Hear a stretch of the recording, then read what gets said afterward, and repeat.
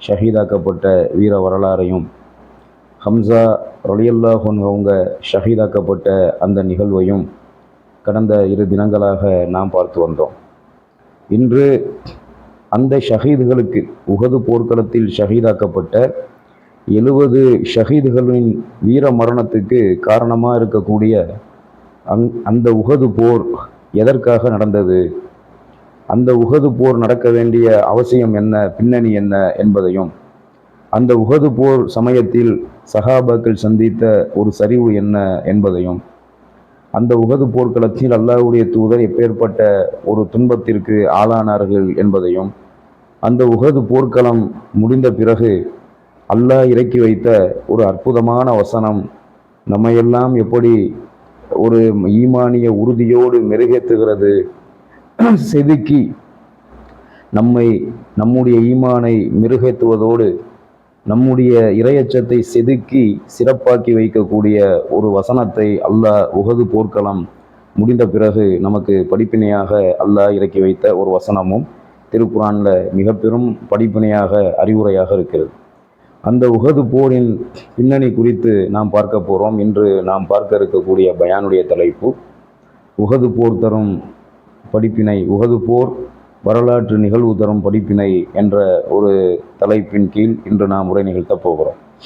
கண்ணியத்திற்குரிய இஸ்லாமிய சகோதர சகோதரிகளே, அல்லாஹுவின் நல்லடியார்களே, உஹது போர் எப்பொழுது நடந்தது என்பதை நாம் ஹதீஸ்களிலே பார்க்கும் பொழுது, நபிகள் நாயகம் ஸல்லல்லாஹு அலைஹி வஸல்லம் அவர்கள் மக்காவில் இருந்த வரைக்கும் அல்லாஹு தாலா இந்த போரை கடமையாக்கவில்லை. மக்காவில் அவங்க நபியாக்கப்பட்டு 40 வயசுல நபியான அல்லாஹ்வுடைய நபி ஏறக்குறைய 13 ஆண்டு காலம், 53 வயது வரைக்கும், 40 வயசுல நபியா வருவாங்க, 13 ஆண்டு காலம் 53 வயசு வரைக்கும் சத்திய இஸ்லாத்தை அந்த மக்காவில் உள்ள ஒட்டுமொத்த மக்களுக்கும் சொன்னார்கள். அல்லாஹ் ஒருவனை மட்டும் வணங்க வேண்டும் என்ற அந்த ஏகத்துவத்தை, தௌஹீதை சொன்னார்கள். பிறகு அல்லாஹ் ஹிஜ்ரத்தை கடமையாக்கினான். முதல் ஹிஜ்ரத்து சஹாபாக்கள் அபிசீனியா என்று சொல்லப்படுகிற, அந்த ஹபஷா என்று சொல்லப்படுகிற அபிசீனியாவுக்கு சென்றார்கள். பிறகு மதினாவுக்கு வந்தார்கள். அல்லாஹ்வுடைய தூதர், சஹாபாக்கள் எல்லாருமே மதினாவில் போய் தஞ்சமடைந்தார்கள். மதினாவுக்கு போன அல்லாஹ்வுடைய நபிக்கு அல்லாஹ் கண்ணியத்தையும் சிறப்பையும் ஆட்சி அதிகாரத்தையும் கொடுத்தான். அந்த ஆட்சி அதிகாரம் நம்ம கையில் வந்த பிறகு, ஆட்சி அதிகாரம் அமைந்த அல்லாஹ்வுடைய நபி ஆட்சி அதிகாரத்தை அமைத்த பிறகு போர் கடமையாக்கப்படுகிறது. அப்போ மக்காவில் இருந்தவரை போர் கடமையாக்கப்படவில்லை. மதினாவுக்கு போன பிறகு அல்லாஹ்வுடைய நபிக்கு அல்லாஹ் ஆட்சியை கொடுத்து, அதிகாரத்தை கொடுத்து, ஆட்சி அதிகாரம் என்று சொன்னால் அதாவது பொருளாதார பலம் மிக்க ஒரு ஆட்சி அதிகாரம் என்று நாம் எடுத்துக்கொள்ளக்கூடாது. ஆட்சி அதிகாரம் வழங்கப்பட்டது. ஆனால் பொருளாதார ரீதியாக சஹாபாக்களும் அல்லாஹ்வுடைய தூதரும் மிக மிக பின்தங்கியவர்களாக இருந்தார்கள். அப்பொழுதுதான் அல்லாஹு ரப்புல் ஆலமீன் அவன் புறத்திலிருந்து தரக்கூடிய அந்த வெற்றியின் அடிப்படையில், அதாவது அல்லாஹ் அவனுடைய நபிக்கும், அவனுடைய நபியை ஈமான் கொண்ட அன்னைக்கு வாழ்ந்த அந்த சத்திய சஹாபாக்களுக்கும் போரை அல்லாஹ் கடமையாக்கினான் என்று சொன்னால், அந்த போரில் வெற்றியை தருவதும் தோல்வியை தருவதும் அல்லாஹ்வுடைய நாட்டமாக இருக்கிறது. வெற்றி தோல்வி என்பது அல்லாஹ் தரக்கூடியது, நம்முடைய திறமையினாலேயோ அறிவுனாலேயோ நமக்கு கிடைக்கக்கூடியது அல்ல. அந்த அடிப்படையில் தான் அல்லாஹு ரப்புல் ஆலமீன் ஆட்சி அதிகாரத்தை அல்லாஹ்வுடைய நபி அமைத்தாலும் கூட அவர்களிடம் அந்த அன்னைக்கு இருந்த பாரசீகம், ரோம் போன்ற ஆட்சியாளர்களிடம் இருந்த வசதி வாய்ப்புகள், ஆடம்பரங்கள், அவர்களிடம் இருந்த அந்த உபகரணங்கள், ஆயுதங்கள் எல்லாம் இருந்ததா என்று சொன்னால் அது எதுவுமே கிடையாது. அன்னைக்கு பாரசீகமும் ரோமும் மிக பெரும் வல்லரசு நாடாக இருந்தது.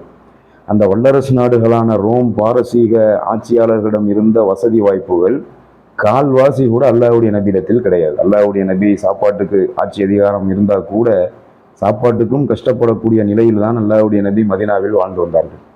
அப்படிப்பட்ட நிலையில் தான் அல்லாஹு தஆலா போரை கடமையாக ஆக்குகிறான். முதலில் பத்ர் போர் கடமையாக்கப்பட்டு, அந்த பத்ர் போர்க்களத்தில், அதாவது ஹிஜ்ரி 2ஆம் ஆண்டு ரசூலுல்லாஹ் மதீனாவுக்கு போய் மறு வருடம் ஹிஜ்ரி 2ஆம் ஆண்டு பத்ர் போர் கடமையாக்கப்படுகிறது. அந்த பத்ர் போரில் 1000க்கும் அதிகமான எதிரிகள் வந்தார்கள். சஹாபாக்கள் ரசூலுல்லாஹ்வோடு சேர்த்து 313, 315, 317 ஆகிய நபர்களோடு தான் களத்தில் அல்லாஹ்வுடைய நபி அந்த பத்ர் களத்தை சந்தித்தார்கள்.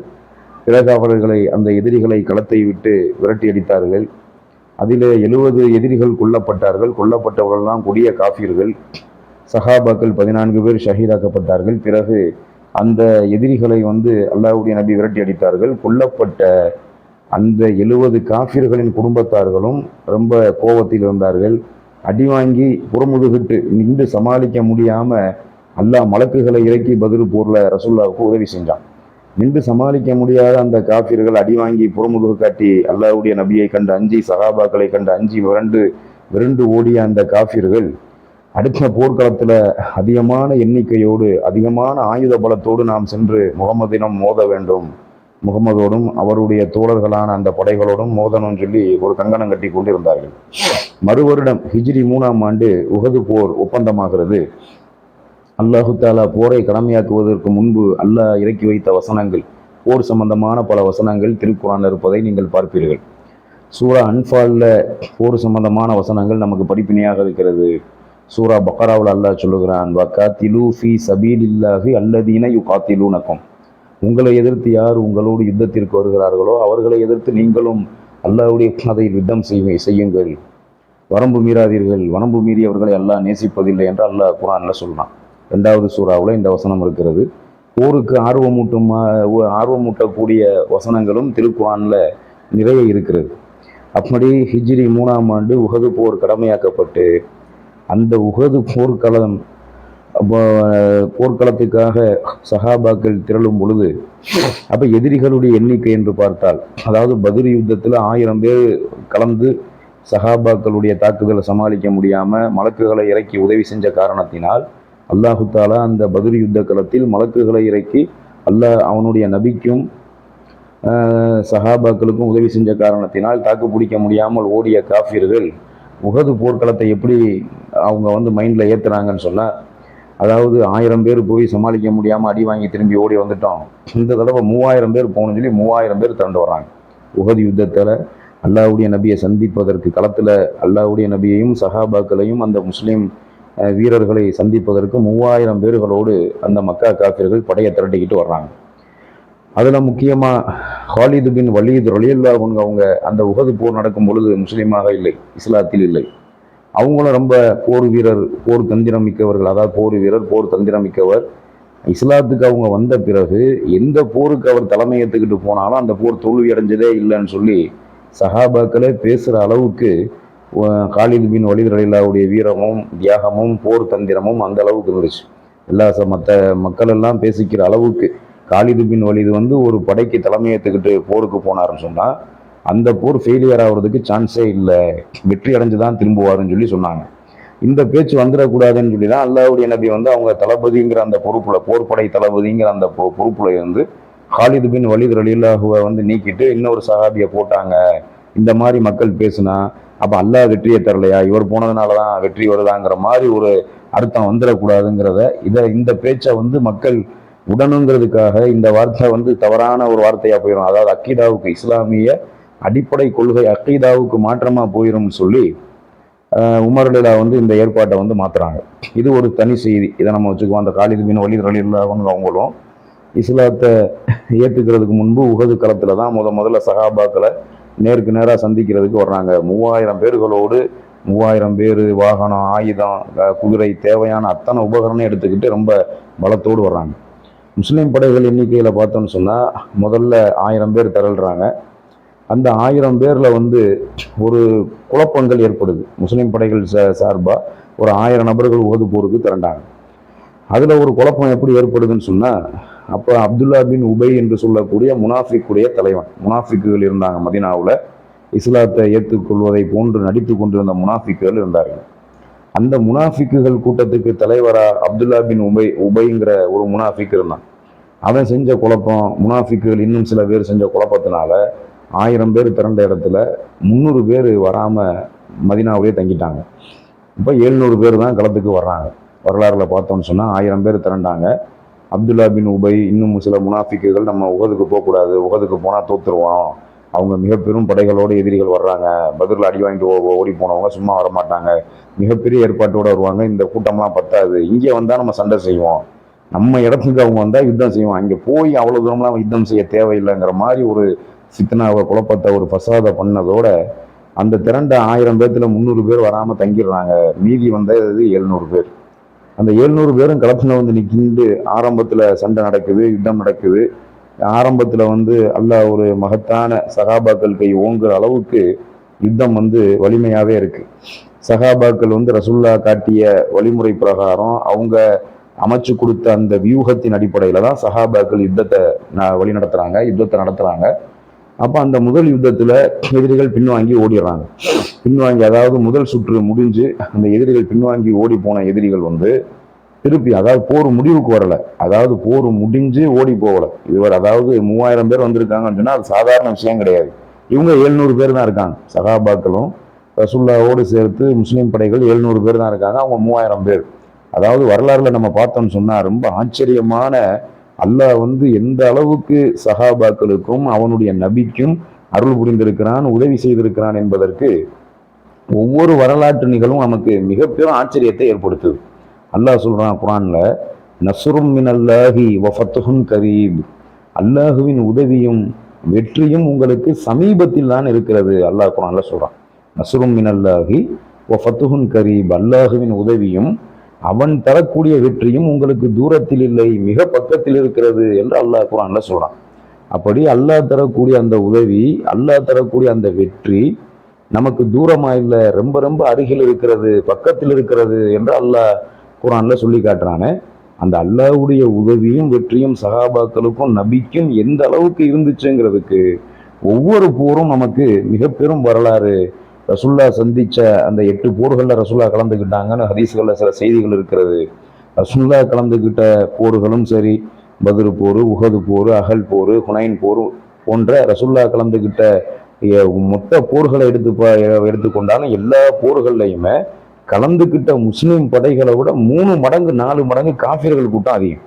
அதே மாதிரி சஹாபாக்கள் பங்கெடுத்த ஒட்டுமொத்த போர்களை எடுத்துக்கிட்டா, ரசுல்லா பங்கெடுத்த போர்களும் சரி, ரசுல்லா இல்லாம சஹாபாக்கள் மட்டும் பங்கெடுத்த போர்களையும் நாம வரலாறுகளை பார்த்தோம்னு சொன்னா, முஸ்லிம் படைகள் 10,000 பேர் இருந்தா எதிரிகள் படம் 1 லட்சம் 1.5 லட்சம் என்ற அளவுக்கு எதிரிகளுடைய படைகள் வந்துச்சு.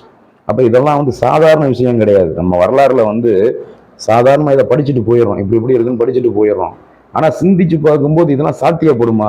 ஒரு 10,000 பேர் ஒரு களத்துல வந்து நிக்கிறாங்க, 5,000 பேர் வந்து நிக்கிறாங்க. 5,000 பேர் முஸ்லீம் படைகள் போய் அல்லாஹ்வுக்காக ஜிகாது செய்வதற்கு, யுத்தம் செய்வதற்கு களத்துல போய் நின்றாங்கன்னு சொன்னா, எதிரிகள் படம் வந்து எப்படி ஒரு சைபர் கூட இருக்கு. இவங்க 5,000 பேர் போனா ஒரு சைபர் கூட 50,000 பேர் அங்க இருக்காங்க. அப்ப இவங்கள விட 45,000 பேர் கூட, இவங்க 10,000 பேர் போனா அவன் 1 லட்சம் பேர் இருக்கான்.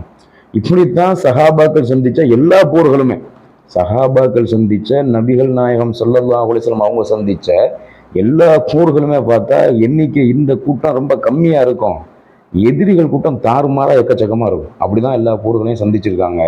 அதுல ஆரம்பத்துல உஹது போர்ல ஒரு முதல்ல பின்வாங்கின அந்த பதுங்கிய எதிரிகள் வந்து எந்த சந்தர்ப்பத்திலையும் திரும்ப வந்து தாக்குவாங்க அப்படிங்கிறத மனசுல வச்சு அல்லாஹ்வுடைய நபி ஒரு வியூகம் அமைக்கிறாங்க. எப்படிப்பட்ட ஒரு வியூகம் அப்படின்னு சொன்னா, இந்த உஹது மலைக்கு மேல 50 சஹாபாக்களை அல்லாஹ்வுடைய தூதர் நிறுத்துறாங்க.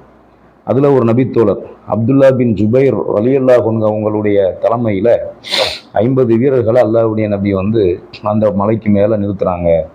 அந்த 50 வீரர்களும் எப்படிப்பட்டவங்கன்னு சொன்னா, குறிபார்த்து அம்பு எய்யக்கூடிய வீரர்கள், அதாவது குறிபார்த்து அம்பு எறியக்கூடிய அம்பு எறியும் வீரர்கள் அந்த 50 பேருமே. அப்போ அவங்கள கண்காணிக்கிறதுக்காக எதுக்கு நியமிச்சிருக்காங்கன்னு சொன்னா, அவங்க எதிரிகள் பின்வாங்கின எதிரிகள் எந்த நேரத்தில் வேணாலும் திரும்ப தாக்க வரலாம்.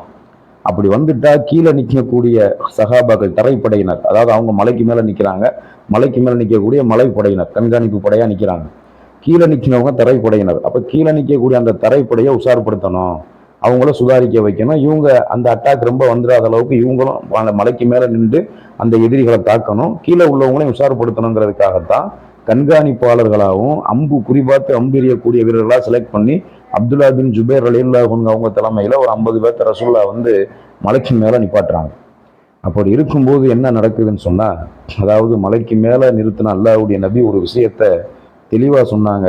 உங்களுக்கு மரணமே வந்தாலும் நீங்க மலையை விட்டு கீழே இறங்கக்கூடாது, நான் சொல்ற வரைக்கும் மலையை விட்டு நீங்க கீழே இறங்காதீங்க, மலையிலே நிக்கணும், மவுத்தே வந்தாலும் இங்கதான் நீங்க மவுத்தா போகணுமே தவிர கீழே இறங்கக்கூடாதுன்னு கண்டிஷனா சொன்னாங்க. அப்படி இருந்த அந்த 50 சஹாபாக்கள்ல சில பேர் செஞ்ச ஒரு அறியாமை, அதாவது அல்லாஹ்வுடைய நபியுடைய வார்த்தைய மீறினதுனால, அதுக்கு ஒரு விஷயத்துல அல்லாஹ்வுடைய நபிக்கு மாறு செஞ்சதுனால மிகப்பெரிய சரிவை சஹாபாக்களும் ரசூலுல்லாவும் சந்திக்க வேண்டிய ஒரு நிலைமை ஏற்பட்டுச்சு. அப்போ எப்படின்னு பார்க்க போகும்போது மலைக்கு மேலே நின்றுக்கிட்டு இருந்த சகாபாக்கள் உள்ளத்துல ஒரு விதமான ஊசலாட்டம். ஏன்னா எல்லா இடங்கள்லையும் சைத்தானுடைய ஊசலாட்டம் வரும். அப்போ ஒரு ஊசலாட்டம். கீழே நிற்கக்கூடிய தரைப்படையா இருக்கக்கூடிய சகாபாக்கெல்லாம் என்ன பண்றாங்க, கீழே எதிரிகள் விட்டுட்டு போன அந்த முதல் சுத்து ரவுண்டு முடிஞ்சிருச்சு, முதல் யுத்தம் முடிஞ்சு அடுத்த யுத்தம் ஆரம்பிக்கிறதுக்கு முன்னாடி தான் இதெல்லாம் நடந்துகிட்டு இருக்கு. அப்ப கீழே கிடக்கக்கூடிய சில கனிமத்து பொருட்கள், எதிரிகள் விட்டுட்டு போன கனிமத்து பொருட்கள், அந்த அன்பால் பொருள் என்று சொல்லப்படுகிற போரில் கிடைச்ச வெற்றி பொருட்களை எல்லாம் கீழே நிற்கக்கூடிய சகாபாக்கள் ஒன்னொன்னா எடுத்துக்கிட்டு இருக்காங்க. அப்ப என்னதான் எடுத்து வச்சுக்கிட்டாலும் அந்த சகாபாக்களுக்கு எடுத்தவங்களுக்கு கிடைக்க போறதில்ல. கடைசியா எல்லாத்தையும் ரசுல்லா பங்கு வச்சு, போர்ல கிடந்து ஒன்னொன்னே எடுத்துக்கிட்ட எல்லாத்தையும் பங்கு வச்சு ரசுல்லா முறையா கொடுக்கத்தான் போறாங்க. யாருக்கும் கூட குறைய போது கரெக்டா நீளமா ரசுல்லா கொடுக்கத்தான் போறாங்க. அப்ப கீழே உள்ளதை அவங்க விட்டுட்டு போன எடுக்கும்போது அந்த மலைக்கு மேல அவங்களுக்கு என்ன ஒரு தோணுதுன்னா, கீழே உள்ளவங்க மட்டும் எடுக்கிறாங்களே, நம்மளும் தானே கலந்துருக்கோம், நமக்கு கிடைக்காம போயிட்டா என்ன பண்ணுவாங்க, நம்மளும் எடுப்போம் சொல்லி சில பேர் இறங்குறாங்க. இறங்க போகும்போது அவங்களுக்கு தலைவரா அமீரா நியமிக்கப்பட்ட அப்துல்லா பின் ஜுபைர் ரலியல்லாஹு அன்ஹு அவங்க சொல்றாங்க, இப்போ நம்ம கீழே இறங்கக்கூடாது, அல்லாஹ்வுடைய நபி தடுத்திருக்காங்க. ஏன்னா தடுத்தா எதுவும் சோதனை வந்தது. ஏன்னா ரசுல்லாவுடைய சொல்ல மீறின மாதிரி நம்ம ரசுல்லாவுக்கு மாறு செஞ்சோம்னா எதுவும் சோதனைகளை சந்திக்க அல்லாஹ் சோதிச்சிருவான், எதுவும் சோதனைகள் வந்துடும், கஷ்டம் வந்துடும், எதுவும் பிரச்சனை வந்துடும், வேணான்னு சொல்லி தடுத்தும் கேட்கல. அவர் சொல்லியும் கேட்காம இறங்கிறாங்க. அப்ப அவர் ஒருத்தர் நின்று என்ன பண்ண முடியும், 50 நபர்கள் இருந்தா தான் வரக்கூடிய எதிரிகளை கண்காணிச்சு சொல்ல முடியும். அப்ப அவர் ஒருத்தர் இருந்து மலைக்கு மேல் நின்று கத்துறதுல ஒன்றும் விஷயம் கிடையாது. ஏன்னா ஒரு படையா நிற்கக்கூடிய இடத்துல ஒருத்தர் மட்டும் இருந்து சமாளிக்கிறதுங்கிற கஷ்டம். அப்ப எல்லாரும் இறங்கிடுறாங்க. அதான் எதிரிகள் பின்வாங்கி போன எதிரிகள் எல்லாம் சுத்தி வர சகாபாக்களை தாக்க ஆரம்பிச்சிட்டாங்க. சகாபாக்களை நின்று சமாளிக்க முடியல. அந்த மலையை சுத்தி எல்லா நாலாபுறமும் அந்த நாலா பக்கத்திலே தாக்குதல் கடுமையா நடக்குது. அதுல நடக்கும்போது கடுமையா தாக்குதல் நடக்கும்போது சகாபாக்கெல்லாம் களத்தை விட்டு ஓடுறாங்க. நிறைய சகாபாக்கள் களத்துக்கு களத்தை விட்டு ஓடுறாங்க. நின்று சமாளிக்க முடியல, சண்டை போட முடியல, கடுமையான தாக்குதலை எதிரிகள் கொடுக்குறாங்க. அப்ப இன்னொரு விஷயம் என்ன நடக்குதுன்னு கேட்டா, நபிகள் நாயகம் ஸல்லல்லாஹு அலைஹி வஸல்லம் அவங்களுடைய முகத்துல அடிபடுது. மூஞ்சில ஓங்கி வாளுடைய பிடியால், அதாவது வாளுடைய பிடியை வச்சு ஒரு காஃபிர் ரசுல்லாவுடைய முகத்துல அடிக்கிறான். ரசுல்லாவுடைய முகம் அடி காயம் ஏற்பட்டு, ஏன்னா அந்த களத்தெல்லாம் ரசுல்லா சந்திக்கும் போது எத்தனை வயசுன்னு பார்த்தா 54 வயசு. அல்லாஹ்வுடைய நபி பத்ர் யுத்தத்தை சந்திக்கும் போது 54 வயசு, உஹது யுத்தத்தை சந்திக்கும் போது 55 வயசு. அப்ப 55 வயசு 56 வயசுல தான் அல்லாஹ்வுடைய நபி களத்தை சந்திச்சாங்க. அதுக்கு முன்னாடி அவங்க போருக்குலாம் போனதை விட யார்ட்டையும் சண்டை போட்டது கிடையாது. அல்லாஹ்வுடைய நபியாவுக்கு முன்னாடி போருக்கு போனதில்லை, யார்ட்டையும் சண்டை போட்டதில்லை. அப்படிப்பட்ட நபி 54 வயசுல தான் அல்லாஹ்வுக்காக யுத்த களத்துல நின்றாங்க. இன்னைக்கு 50 வயசு ஆளுக்கு மார்க்கத்தை சொல்ற விஷயத்துல சுணக்கம் ஏற்படுது, 50 வயசு ஆளுக்கு இபாதத்து செய்யறதுல சுணக்கம் ஏற்படுது. 50 வயசு ஆயிடுச்சு, எனக்கு கை வலிக்குது, கால் வலிக்குது, நோன்பு வைக்க முடியலை, தொழுவ முடியலை, இப்படி சொல்லக்கூடிய சகோதரர்களை சற்று சிந்திச்சு பார்க்கணும். 54 வயசுல அல்லாஹ்வுடைய தூதர் முதல்ல அல்லாஹ்வுக்காக அல்லாஹ் கொடுத்த பணியை செஞ்சாங்க. அதுல இந்த ஜிகாதும் ஒரு பணி. அப்ப களத்துல நின்று அல்லாஹ்வுடைய நபி போராடி முகத்துல காயம் ஏற்பட்டு மயக்கமுற்று ரசுல்லா கீழே விழுவுறாங்க. கீழே விழுவும் போது ஒரு பக்கம் ஃபித்னா எப்படி கிளம்புதுன்னா, ரசுல்லா கொல்லப்பட்டுட்டாங்க, அல்லாஹ்வுடைய நபி ஷஹீத் ஆயிட்டாங்கன்னு சொன்னா அந்த கூட கொஞ்சம் பலவீனம். ஏற்கனவே எதிரிகள் தாக்குதல் சமாளிக்க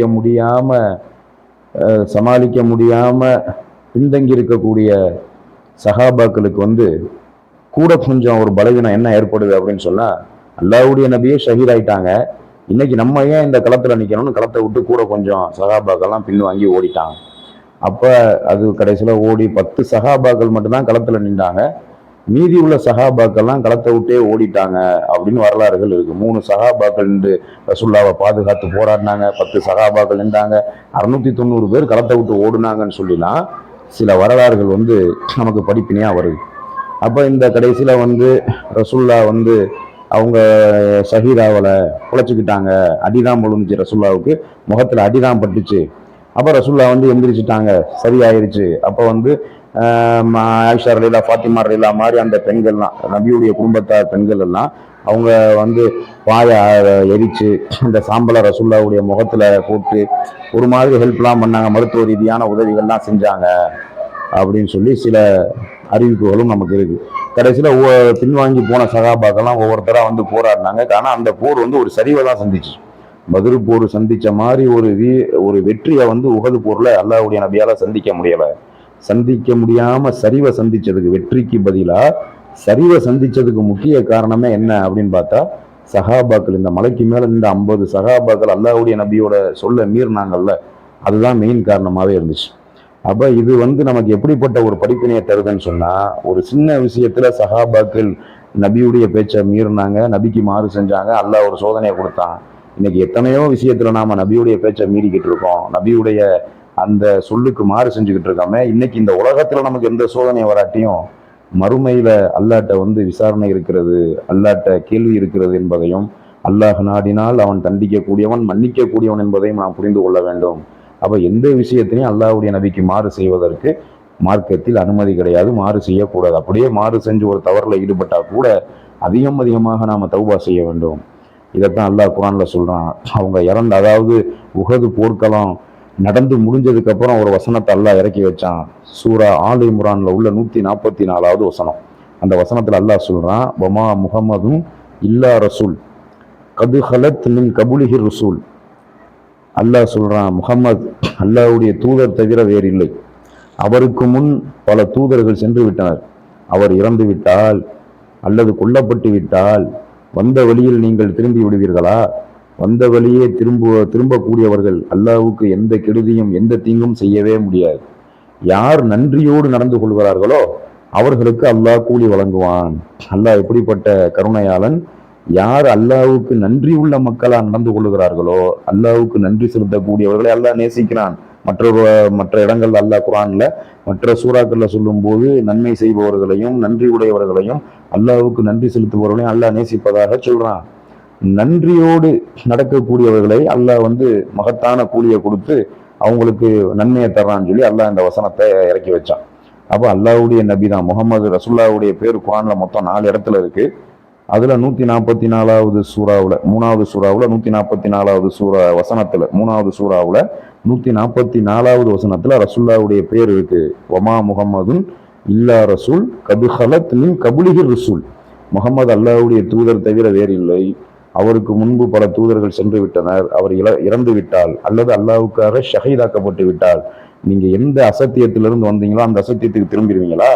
வந்த வழியே திரும்பக்கூடியவர்கள் அல்லாஹ்வுக்கு எந்த தீங்கும் செய்ய முடியாது. யார் நன்றியுடன் நடக்கிறார்களோ அவர்களுக்கு அல்லாஹ் மகத்தான நன்மையை வழங்குகிறான் என்று இந்த வசனத்துல அல்லாஹ் சொல்லி காட்டுறான். இந்த வசனமும் சஹாபாக்களுக்கும் நமக்கும் ஒரு மிக பெரும் படிப்பினை என்பதை புரிந்து ஒவ்வொரு வரலாறும் நாம் இறையச்சத்தோடு ஈமானோடு வாழ்வதற்கு, நபியின் காலத்தில் நடந்த ஒவ்வொரு நிகழ்வும் ஒவ்வொரு வரலாறும் நாம் ஈமானோடு இறையச்சத்தோடு வாழ்வதற்கு மிக பெரும் படிப்பினை மிக்க வரலாறுகளாக இருக்கிறது. இத்தகைய வரலாறுகளை புனித ரமலானில் கேள்விப்படக்கூடிய நாம நம்முடைய ஈமானிய உறுதியையும் இறையச்சத்தையும் அல்லாஹ்விடத்திலே கேட்க வேண்டும். அல்லாஹ்வை பயந்து அவனுக்கு அமல் செய்து அவன் சொன்ன அடிப்படையில், அவன் நபி சொன்ன அடிப்படையில் இந்த பூமியில வாழ்வதற்கு நம் எல்லோருக்கும் அல்லாஹ் அருள் புரிய வேண்டும் என்று பிரார்த்தித்தவனாக என்னுடைய இந்த உரையை முடித்துக் கொள்கிறேன். வாஹிரு தாவானா அனில் ஹம்துலில்லாஹி ரப்பில் ஆலமீன். அஸ்ஸலாமு அலைக்கும் வரஹ்மத்துல்லாஹி வபரகாத்துஹு.